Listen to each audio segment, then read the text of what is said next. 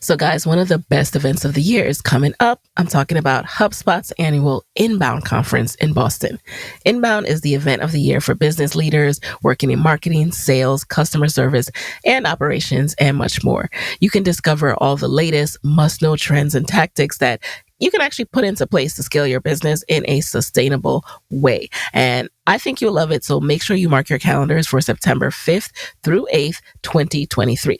You'll be able to catch talks from amazing talent like Yvette Noel Shore. Yes, the Yvette, Beyonce's advisor and publicist, plus Guy Raz, Morgan DeBon, and so much more, with multiple stages featuring industry experts and tracks from sales strategy to AI and innovation. You'll walk away with practical tips that you can put into action right away. Plus, you'll connect with other leaders from some of the most exciting and innovative companies in the world. This year is going to be unforgettable, so tickets are selling out fast. Head over to inbound.com to get yours today. You're listening to Side Hustle Pro, the podcast that teaches you to build and grow your side hustle from passion project to profitable business. And I'm your host, Nicaila Matthews-Okome. So let's get started. Hey, friends. Welcome back to the show. Today in the guest chair, I have Jasmine Taylor, the founder and owner of Baddies and Budgets, a financial education platform that aims to empower women of color who are struggling with their finances and feel hopeless. Jasmine has designed a platform that offers impactful education and tangible resources for budgeting, enabling women to use these tools with precision and purpose. Jasmine's tireless efforts have resulted in the growth of her Instagram community to over 160,000 followers and a TikTok community of 700,000 supportive women, all eager to learn and transform their financial lives. So in today's episode, you will hear how Jasmine started her own budgeting journey right on TikTok, showcasing the cash stuffing method that she uses and turned it into a business. Today, Jasmine is on pace to make over $2 million with her Baddies and Budgets physical product business and has major plans to provide hope and financial literacy to women and to guide them towards a better financial future. Let's get right into it.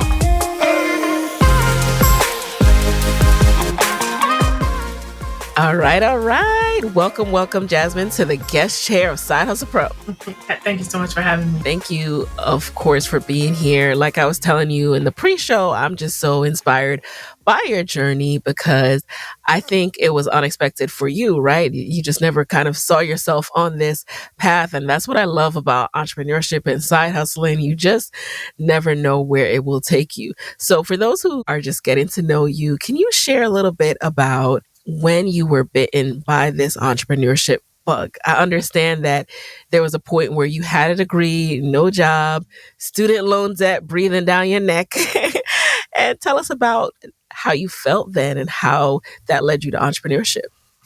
Honestly, I had, dabbled in entrepreneurship a little bit before I got into the personal finance world. But what really got me going was I was turning 30 and, that was a big year for me. And I felt like I was in the worst position I had ever been in. Finances were terrible, had a degree, no job, bad credit. It was just like, I can't live like this anymore. And so I literally told myself, this is my last year living like this. And I changed my life that year. What happened that year? Okay, take us through it. So before you created Baddies and Budgets, what was the career path you were pursuing, even though you didn't have a job? So I was going to school to become a teacher, right? Eventually, when I first started going, I wanted to become a doctor. Started working in a hospital and quickly realized that's not my journey. And so my sister was an educator and, I enjoyed it a little bit. So I was like, okay, I'll just do that. I knew it wasn't what I wanted to do, but, it's a job. And so it never ended up working out where I could do that. Things just didn't line up. And so I just started taking a look at my personal finances because I was like, I've got to do something. And so the journey to owning Baddies and Budgets started with me addressing my own personal finance issues. And in doing that and sharing that with the world, the business came about. So I understand you were sharing it on TikTok. What exactly were you sharing? So I was just sharing literally my own cash stuffing journey, different ways I like to save, the actual budgeting that I was doing. And it just took off. Like the very first video we posted, I think did 1 million views. And I was just like, What? oh, people are interested. And so I kept People are going. interested. Now, I know a lot of people do cash stuffing videos though, Jasmine. So tell me, what do you think it was about your video, your personality? What really led that video to just take off like that? When I first started cash stuffing, it wasn't nearly as many people out there as there are now. I actually started on YouTube, and there were 3 or 4 other women there doing it. So it was just kind of an accountability thing for me. But when I got to TikTok, I've always been very transparent about my journey. So when I had a lot of debt, they knew I had a lot of debt. They see the struggles, the ups and downs. I do not paint it up, honey. You get what you get. And I think that really resonates with people because as a Black woman coming from poverty, it can be really hard to relate to a lot of people in personal finance when you don't really see Yes. yourself or people who have been through what you've been through, look like they've even been through anything. And so it's kind of hard to Mhm. ever see yourself even doing some of the things they do. And people get to see the real me. And, as like right now, I'm getting ready to try to purchase a home. They see the ugly part, the Mm. struggles, I just share everything with them. I feel like it's so important to be transparent and people resonate with it. Yes. That's so true. It's so, so important because, especially around money, there's a lot of shame. Everyone thinks that they're just the worst at money. They're the only ones that have made mistakes or they have less saved than everybody else. And there's this shame around it that won't even allow people to get started. But when you find someone that's like, hey girl, I'll take the shame from you. Look, I'm at zero. I'm at negative. All right. Follow my journey. Then it allows you to, all right, let me take the first step too. So I just love that there are people brave enough to do that. I love that you were brave enough to put yourself out there and share because look what you've built. Look how many people you've helped.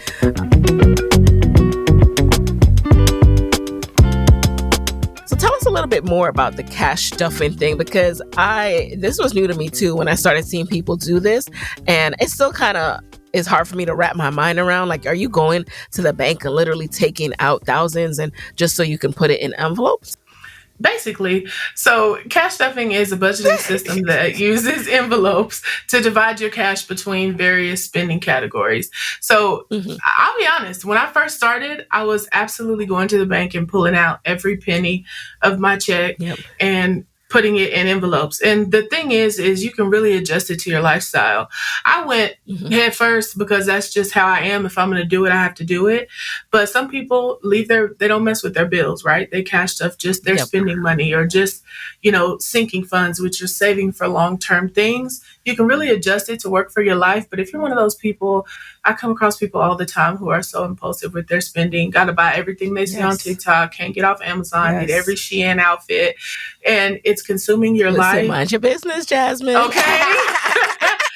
And it's put you in such a hole. Like people have really lost touch Hmm. with their money. And even if you only do it Hmm. for a short time, getting back in touch with your tangible cash and really physically sitting down and learning to give your money a job, like this is what Yes. I need this money to do. And like it changes something in your mindset surrounding your money.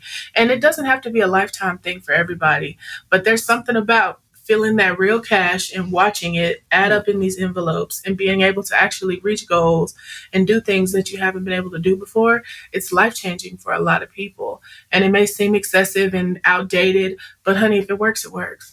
If it works, it works. And I love that a recent guest also talked about that, Nasima McElroy of Financially Intentional, about giving your money a job. Stop thinking of it as this free flowing pot that you just pull from until it's done. Like every penny has a job, literally. That is the first step towards financial wellness and wholeness. Now, all right, so your TikToks are going viral. You're sharing your journey with people. What was the first product that you created to sell and earn money?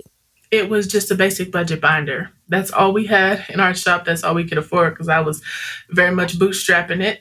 And so we had budget Yeah. binders that could customize the envelopes, customize the covers. And that's all I had for probably 4 months. And that's what we pushed out. Honey, every design that could come in, I was making it. Were you a creative, like DIY person? How did you know to create a binder? How were you creating this and mass producing it to sell it? I'm very creative and I'm always evolving and creating. And you learn very quickly that trying to scale a custom business is not really the easiest thing to Mm-mm. do. So you always have to pivot and evolve and find new ways to make things beautiful, but not so time consuming. So that being creative and being able to pivot has been a really huge part in my ability to have success with this. Now, these binders, so was this something where you had to put aside a certain amount to invest in your startup costs and then you were paying for these binders and then mailing them out? How did that process work? I was very broke when I started my business. I actually started my business with our stimulus check that year. I hosted my Shopify Ooh, website. I got my DBA to start structured as a business. I bought my first piece of inventory and a Cricut machine, and it was gone. And that's what I started with my first month, and we were profitable. We made a little over $9,000 profit that first month, and we've been profitable ever since. what? And how Yeah. much are you selling these binders for? I'm like, let me They see. range I'm anywhere calculating over here. from, girl, they're anywhere from $29 on up. It just depends on how fancy you want Okay. to get. We try to have entry level because some people really do start and don't have much. So they start at Yes. $29, or if you're trying to get real fancy, it gets on up there depending on, what you're looking for. But we have a little bit of something for everybody. Nice. And that raises an important point that I want to point out to you guys listening. What I've discovered through researching Jasmine and this whole industry is so people like to feel good about budgeting and saving.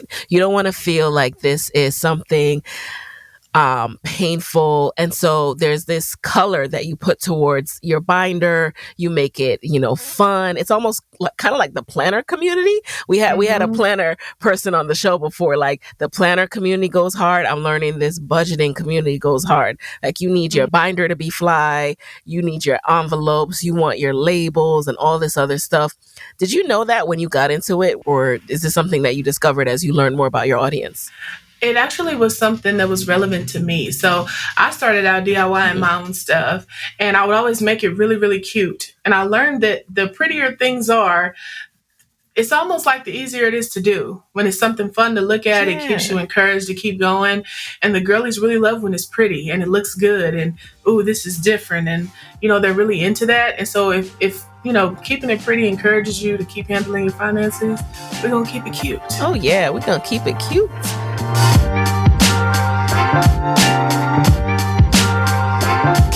So you spent your stimulus check, you start the business, you're profitable right away. How did you hold yourself accountable to not start balling out and to start budgeting even more? I told you, there are very few decisions in my life that I've made and really stuck it out, but I was coming out of a really bad place. And I was determined that year. I was like, I'm getting this debt paid off. I'm getting my credit right. And so even though financially, like the business was doing very well, I made sure to keep Yeah. myself very diligent. I took only what I needed from the business, and the majority of that was paying off student loans and medical debt. I still to this day live like I work minimum wage. I haven't increased my lifestyle at all because it's almost like I'm playing catch up. And so I kind of am very laser focused. I haven't spent a whole lot of money, and I don't because I don't need to, because I have goals that I'm trying to reach outside of that. So it hasn't been hard for me at all because I remember what it was like when I was struggling, and I am not trying to go back there. Not trying to go back there. Mm-mm. I saw that you only take like a minimal salary from the business and, you're able to use the business to allocate funds elsewhere. So I just think that's Mm-hmm. so smart. Tell us a little bit about your process for inventory. So I understand that there are these highly awaited restocks that you guys do. How does that work? How do you manage that process and know when to mark things as sold out, even though you have a few? Like, how does that work? Okay, we have custom made savings challenges, and those are the ones that people live and die for. And so I've been staffing up pretty well here lately, but there's only so many we can make each week. So we put Hmm. that amount on the site, and it's usually gone same day. and we spend the rest of the next week creating. I've been coming up with little ways to make it more DIY for the customers so we can get more out. Okay. But they really like the feel of handmade things because it tends to be a little Mm-hmm. prettier. It feels a little more chic. And so they do really well for us. So the restocks really build up buzz, and they're sitting there waiting when it's time to restock. And so it does really good. So, how many products do you have now? What's the product suite? So we sell budget binders. I have made, we'll be releasing my fourth savings challenge book in the next week. We have expense tracker notepads. We sell little trinkets like cups and keychains as well.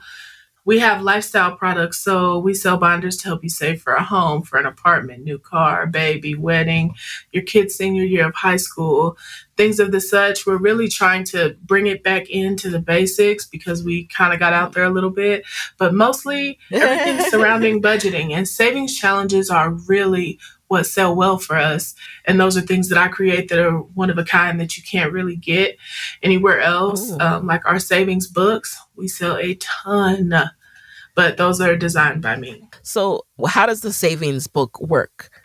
Let's see. Oh, she's about to pull it out, So y'all. for Make sure you check this out on YouTube. Yes, okay. So here's the one we released this year. This is the Build a Bag Savings Planner. Okay. So inside of here, we Yes. have different challenges and you can save for different things. So for instance, this one is called Baddies Book Club. And just as they read a book, you go through, select, just check off any book and you save that amount. So it's just little cute, small ways for them to save money for different things. They're interactive, so you can color inside of them and save up for all different types of things happening in your lives. And we created custom Yep. envelopes that match them. They love that. So they do really well for us. And is there any kind of community where people check in and share what they're doing in their book that builds on that as well? They do. We have a Facebook group called Cash Stuffing 101 with Baddies and Budgets, and they share a lot there as well as across all of our socials. They love to send us DMs of their wins, so we repost them for everybody to see. Oh, nice. But it's pretty cool. So you mentioned you're reeling it in, and that's something that always is of interest to us over here at Side Hustle Pro. How do you manage that balance of getting excited and creating a whole bunch of SKUs, a whole bunch of different products, with really staying focused, laser focused on what works, what sells the most, so you don't have a whole bunch of inventory lying around, or you're just not, stretching yourself too thin? For me, it's honestly not about the inventory. As I look towards scaling my brand, I honestly want to reach and help the most people possible. And as you know, with social media, people are exposed to you for a very little time. So when they see the cash stuffing video and they head to my site and there's 100 products, there's always, well, I didn't know what to get. Well, I was confused. And so I really want to have a more streamlined process so that they can get what they need and actually apply it to their lives and use the products. That's really where our goal is for the next year, is to really get it to a more streamlined process so we can really help more people. That's so smart. You're right, because especially if you're talking to people who are impulse spenders, you're like, oh, I want a binder. Oh, but that savings book is cute too, and then you just are losing track once it gets there of actually using one, focusing on one, seeing the results. So I like that you're thinking about that. And another thing I noticed is you mentioned we a lot. Who is the we? How big is your team, and how did you start building out your team? So I have 6 contracted employees now. It started out with just my niece and I for probably the first year and a half. We brought in another person to help us with customizations at the top of last year. And we've just been slowly trying people on, for what seems like forever. We're slowly trying to build out because the workload has quadrupled. And we kind of were drowning for a minute, but, I'm trying to build out the team, but it has to be the right people. That's probably of all the things I've done in business that are tough, having the right team of people around you is so important. And it's honestly been one of the hardest parts of the job for me, is finding and hiring the right people. But yeah, right now I have 5 contracted people and myself. What have you learned? Like, what are some tips you can share about what's helpful in helping you hire the right people? Niceness and business don't mix. To be very direct upfront about what you expect and to compensate people fairly, if not more than fairly, for the job. I've learned that happy Yes. people do very well. And so most of them make more money than me, but they do the job and they do it very well. We have a pretty lax, I don't put them on schedules. They, work as they work, but they do a really great job of getting the work done and the work is done correctly. And that's worked for me. When I tried just like being buddy and friendly and it doesn't work. Niceness in business, it just doesn't go together. You have to respect people, treat people fairly, but I'm your boss. And you know what I mean? You have to keep that. Yeah. You can't blur that line. People don't work well that way. People need structure and routine and, they do better when you have boundaries and boundaries. Ooh. And I also want to point out here that niceness and kindness are different. So I understand what you're talking about. You're not talking about being unkind to people. Right. You're talking about this idea that's been kind of ingrained in us, especially as women, that we need to be liked and we need to be nice and all this other stuff. And that can cloud your decision making and just being direct and upfront, like with people. Being direct goes against the instincts and the things that have been ingrained in us about how to be nice. But you need to be direct and you need to be a boss. It's very true. And, they even do better with it. Like when I come in and I'm just like, hey, this is what we need to get done today. Here's ABC. Here's how you can do it. And be sure that you give the people the resources to do what they need to be able to do. That's one thing I always do is if there's an issue, I take accountability. I go back and look at, hey, did I prepare them? Do they have what they need? And if I've done all those things, then okay, we got to talk about it. But I think a lot of people try to lord over and manage people. And it's like, but you didn't even give them what they needed to be successful. Like, where's the blueprint? Where's the SOP? You know what I mean? And so I try to make sure I do all those things. I'm direct. I'm very kind. I pour into their lives. I make sure that I take really good care of them and they take care of my business. Yes. And you need that. You need that. And you mentioned an acronym, SOP, Standard Operating Procedures. I remember the first time I heard that, this was a few years ago. I was like, what's that? You need to write down your operating procedures. You need to write down so you can share with others. And all right, we're entrepreneurs, we're busy. Like, it doesn't happen right away, but eventually, sometimes you can go back, 6 months into the year and say, all right, what have we been doing? What's new? What did I shift? What do I need to add to my SOPs that, haven't been updated in 2 years? Yes. And do it. Very true. The Shine Online, hosted by Natasha Samuel, is brought to you by the HubSpot Podcast Network, the audio destination for business professionals. Natasha interviews the brightest entrepreneurs she knows to bring you no fluff advice. So honest discussions about the mental health and lifestyle aspect of entrepreneurship and actionable strategies and success stories of those who've mastered the art of shining online. Now, I recently checked out her episode called The Anatomy of a Great. In it, Natasha breaks down tips to master short and long form content. And I'm always trying to optimize and make my social media videos as engaging and impactful as possible while also getting people to take action. So this episode was definitely helpful, and I think you guys will love it as well. Listen to The Shine Online wherever you get your podcasts.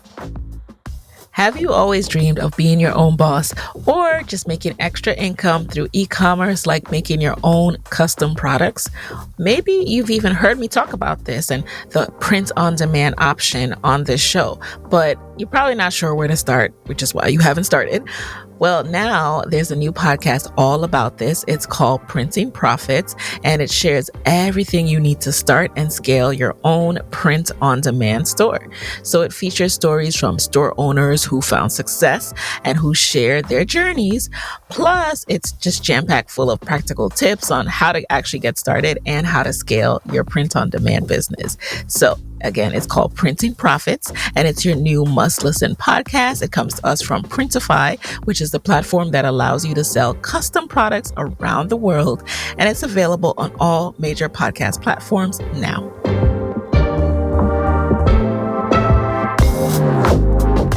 Now, where did you learn all this? You said you were on the track to be a teacher, and here you are with all this business acumen, running, is it over 7 figures now? The last I saw, you were making like $850K. It will By the be. end of the summer, So, we'll be. yeah, where did you learn this business acumen and how to manage this $1 million business? Honestly, life has been really good to me. So along the way, I have been exposed to and met some people who, on the back end, like bookkeepers and CPAs who have connections and help link me in with people or educate. Like, it's crazy. It's been people who like go and above and beyond to make sure that I understand certain things. And girl, this is how that works. Make sure you're doing that. And then I was Yep. selected for 1 Million Black Women through Goldman Sachs. And we went through a 12-week intensive with Goldman, and they pretty much teach you everything you need to know about small business. That's when I actually learned about SOPs, was in January. Okay. And they go through every facet of business. And I learned probably a bachelor's degree worth of business information in those 12 weeks. I had a phenomenal advisor and mentor, and she took my business literally from what felt like still like a side hustle to me then to a real business. And you'd be surprised the little things you miss that you just don't understand or that you just don't see. And so I'm really grateful for that opportunity. But that Goldman Sachs 1 Million Black Women, that really changed our business and changed my mindset and really educated me on how to run a small business.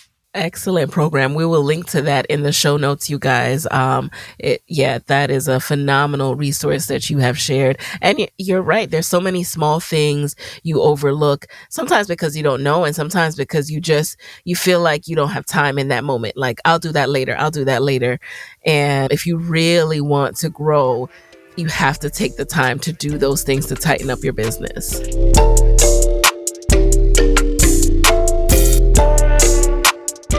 What were some of those small things?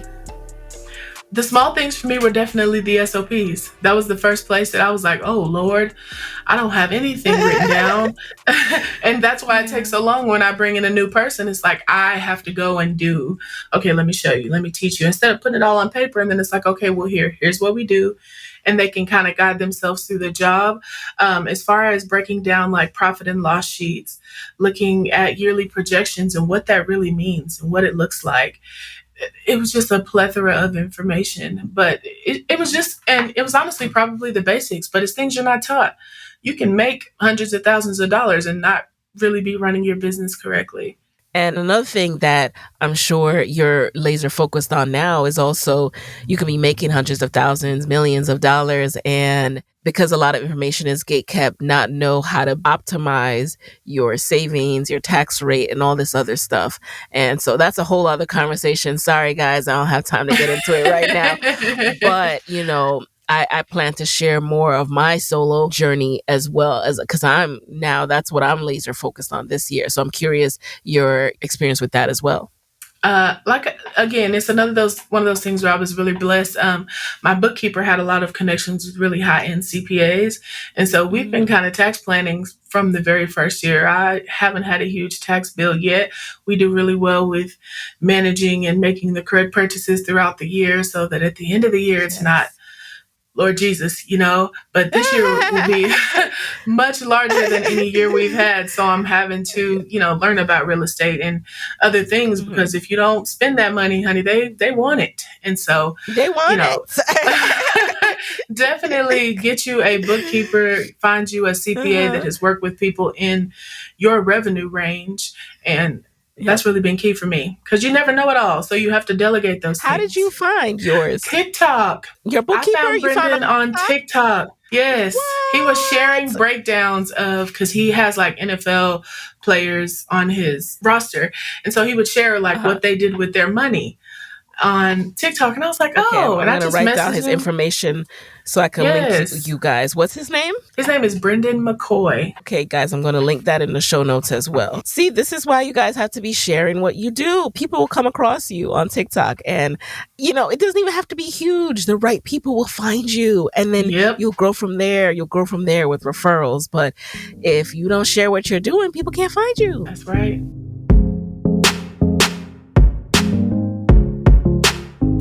Now, what is your scale plan? It sounds to me from what you've been talking about that you have your eyes on scaling. What does that look like for you and what's your plan to get there? Our first step is to go from this probably 2 million we'll do this year to 5 in the next 3 years. And beyond that, I really just want to focus in more on the customer journey. That's our our mantra around here later. We really want Baddies and Budgets to be able to help people no matter where they are in their financial journey. We are hoping to work on a fintech product and just, continue to help people. I try not to focus on money because money is in abundance and it comes if you stay in your lane and you work hard. I've learned that if you stop looking at the dollar, it falls into place. But honestly, we haven't touched nearly the amount of women that we can. We haven't helped nearly the amount of women that we can. And so in the next 2 to 3 years, I'd really like to be able to get out and do more, go to some of these events that invite me, have enough of a staff so that I can do that and really get amongst the people and help more women with basic financial literacy. You would be surprised how many people don't understand basic financial literacy because it was never taught to us. We grew up trying to survive. We don't know anything about even getting to a point of saving, let alone trying to build wealth. That's a whole other conversation. But I really want to be able to do more. As you were speaking, 2 things came to mind. One, when you mentioned you need to hire more people so you can go to those events, I'm like, well, what are you still doing in the business? So what keeps you so closely attached? What are you still doing that you need to let go of? Too much. Probably. I have a really hard time. I can delegate things now and hire people to do things, but I still have to come in and look. I need to check. I feel like I need to help. I still pack orders most weeks. I come in and do all the social content. And I just really need to, I feel like 1 or 2 more people will get us to the point where I can woosah and strictly do back end stuff and content. Yeah. But that's my baby. And so I got to make sure that it's done right. Listen, something I've heard recently that I'm trying to get to a better place with, and I think I will in the next few months, but it requires a lot more of that SOP. Like you get more comfortable, the more of that writing down and training that you do, the more of that sitting. And what I really like as well, videos, recording my process, recording my thought process. So it comes with more of that for you to finally feel that you can let go a little bit more. But the advice I heard was people you hire don't need to be able to do it just like you 100%. If they could do it 80%, that's good. So getting comfortable with that 80% is what we're aiming for. And the second thing I thought about as you were speaking is that basic financial info that a lot of people don't know, like you were saying, but it's even harder nowadays because there's a lot of misinformation on these platforms that can be so good and so helpful for a business like TikTok. But then there's also a lot of misinformation. Like I remember last year, everybody was talking about how we all need to buy a Range Rover because we could claim it on our taxes. And it's like, y'all, wait. Dial it back, y'all. Come on. Don't have these people have you in trouble with the IRS. Don't have these people have you in debt for, $100,000 car. Like, let's talk through this. Let's strategize. Yeah. So there's a lot of misinformation going on. Let's talk about this. So let's just say, for example, the Range Rover bonus depreciation is what they're talking about there. I think also as a consumer of any information, you need to be responsible enough to look up some of the things that you're hearing people say. Because people will say anything, especially on Beyonce's internet. They will get out there. Yes. And some of the stuff I'm like, no way. And it really sucks. But in the era we live in, there's going to be more of that as people can freely get online and say whatever it is. Just make sure you do your due diligence and don't go jump off the side of a mountain because they told you to. Even me or, anyone else, make sure that you do your due diligence. Pick and take from it what you can and apply it to your life. But don't take anybody's word as gospel because, we're all people and people tend to have motives and you don't want people to get you in a crazy position.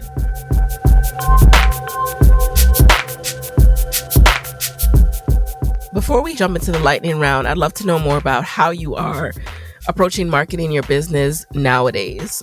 Most people are shocked to hear that we don't really market. I've never ran ads. We don't do anything like that. The content I put out is what sells our products. I've been lacking severely in that because business has taken off in a huge way this year. So I haven't had a lot of time. But my plan for June is to really get back into creating the basic financial literacy content, pushing more of that out there. And that in turn usually brings us sales. I've been thinking about trying some ads at the end of the summer, but if you don't really need to, right. If it's not broke, come on now. Yeah. Keep that money. Yeah. In your vision, are you looking at being in a retailer one day at all? And, now we know around here that a retailer is not the end all be all because of what it requires, resource and money wise. But I'm curious if you always want it to be something that you sell in-house or also partner with retailers at all. I'm open to hearing out a lot of different opportunities. We had some really big interviews at the top of the year, and that really opened up a lot of doors with a lot of different opportunities. So in the next couple months, you'll probably see some really cool things coming from us. But like I said, I'm not turning anything down because you never know what's for you. But if it fits and it works, it's a good fit with Baddies and Budgets, we're definitely open to it. All right. I can't wait. To see what's coming. And those interviews came across my YouTube stream. I was like, wait a second, who's this? So opportunities like that truly do expand who knows about you, because you already know how the TikTok algorithm works. Like if I'm not searching budget content, I never would have come across you. I just wouldn't have. Yeah. But because of your interviews, I came across you. So that's really cool. Now we're going to jump into the lightning round. You just answer the very first thing that comes to mind. Are you ready? Yes, ma'am. All right. Number 1, what is a resource that has helped you in your business that you can share with the Side Hustle Pro audience? Scribenow.com, I believe.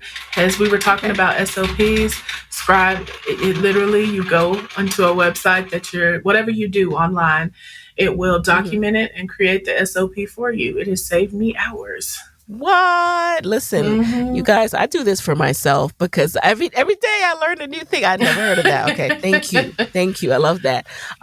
Number 2, who is a non-famous Black woman entrepreneur who you would want to switch places with for a day, and why? Her name is Cynthia Nevels, and she is my mentor, but she is one of the most brilliant people I've ever met, and I would love to see what a day in her life looks like. What does she do? So she owns a vegan food restaurant, and she also in Dallas has like a small business accelerator type program as well.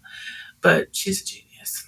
Ooh, we might have to have her on the show. All right. Number 3, what is a non-negotiable part of your day these days? I just brought back into my life a morning routine. And so walking on the treadmill and spending some time outside it just starts my day off so well. And so I refuse to start my day off without it now.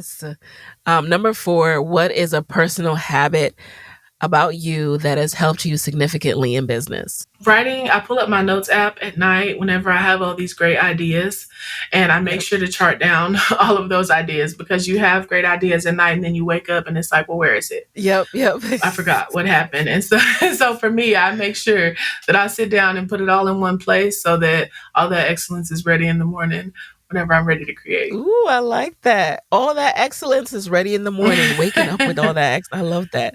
All right. Finally, what is your parting advice for fellow women entrepreneurs who want to be their own boss, but are worried about not having a steady paycheck? Nothing in life is promised, but I feel like if you know deep down in you that it's what you want to do, sometimes you just got to gather your ducks and cross the road. Building a small business for me has been like jumping out of an airplane and building the parachute on the way down. You'll never have enough money. It'll never feel perfect. You'll never feel like you know enough. But if you don't take the leap, you'll never know whether it's going to work or not. That's it. If I wouldn't have bet on myself, I wouldn't be where I am now. It could have failed. Something couldn't have aligned and I may have had to start over. But how do you know if you don't ever take the leap? I know so many people are going to want to reach out to you after this episode, Jasmine. So where can people connect with you and Baddies and Budgets after this episode? So we're Baddies and Budgets across pretty much every social media platform. The quickest way to reach me is usually Instagram. I'm Baddies in Budgets over there. and holler at me. We can have a conversation. Yes. And by the way, are these t-shirts part of your merch too? Because they're so cute. Hey, she's wearing They used to be. Yeah. We sold out of them, so we're going to revamp for the summertime. But yeah, we have a little merch. Okay, I'm gonna get one. All right. Well, Jasmine, thank you so much for being in the guest chair. Like I said, your story just inspired me so much, resonated with me. Your energy is, it's infectious. And I just hope that you guys see and hear just how important it is to bet on yourself, to start where you are and keep going, to use what you have, even if it's a stimulus check, and start and keep going. All right. So with that, you guys, there you have it. And I will talk to you next week. Hey guys, thanks for listening to Side Hustle Pro. If you like the show, be sure to subscribe, rate, and review on Apple Podcasts. It helps other side hustlers just like you to find the show. And if you want to hear more from me, you can follow me on Instagram at Side Hustle Pro. Plus, sign up for my 6-bullet Saturday newsletter at sidehustlepro.co/newsletter. When you sign up, you will receive weekly nuggets from me, including what I'm up to, personal lessons, and my business tip of the week. Again, that's sidehustlepro.co/newsletter to sign up. Talk to you soon.